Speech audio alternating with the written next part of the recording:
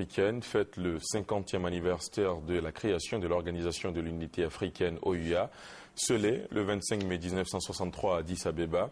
Toute l'Afrique se retrouve cette fin de semaine dans la capitale éthiopienne pour l'occasion, outre le président Ouattara qui doit quitter Abidjan ce soir même.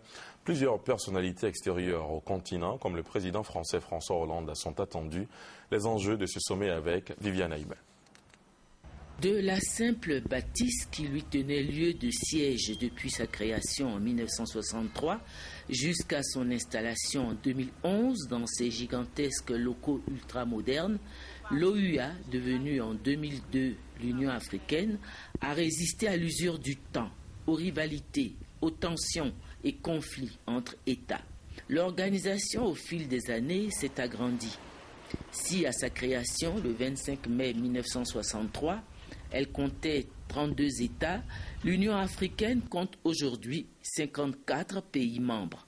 En 50 ans, un seul pays africain s'est retiré de l'organisation. Il s'agit du Maroc qui a claqué la porte en 1984 pour protester contre l'admission de la République arabe sahraoui.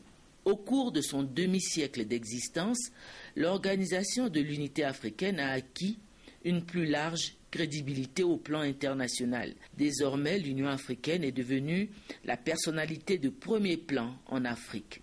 Ses avis et recommandations sont écoutés et pris en compte au niveau du monde. On peut cependant reprocher à l'organisation africaine de n'avoir pas encore réussi en 50 ans à sortir du rôle d'arbre à palabre dans lequel les gouvernants africains l'ont confiné depuis sa création. Les sommets de chefs d'État sont encore trop souvent dominés par les règlements de différends et de conflits. Les nouvelles missions qui ont été confiées à l'OUA quand elle est devenue en 2002 l'Union africaine et qui sont de promouvoir la démocratie, les droits de l'homme et le développement en Afrique sont encore noyées dans les nombreux règlements de conflits.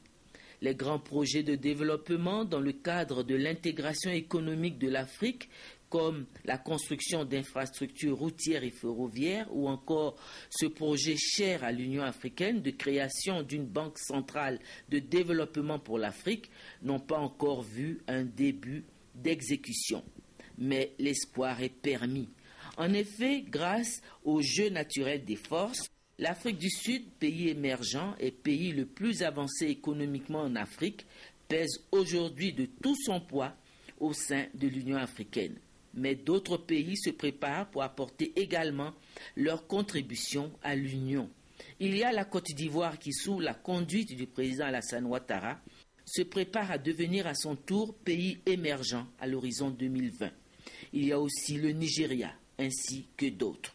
L'espoir est donc permis. C'est pourquoi 50 ans de vie pour l'Organisation de l'Unité africaine, ce n'est que le début d'une nouvelle ère pour l'Union africaine. Demain, Yamoussoukro, capitale administrative et politique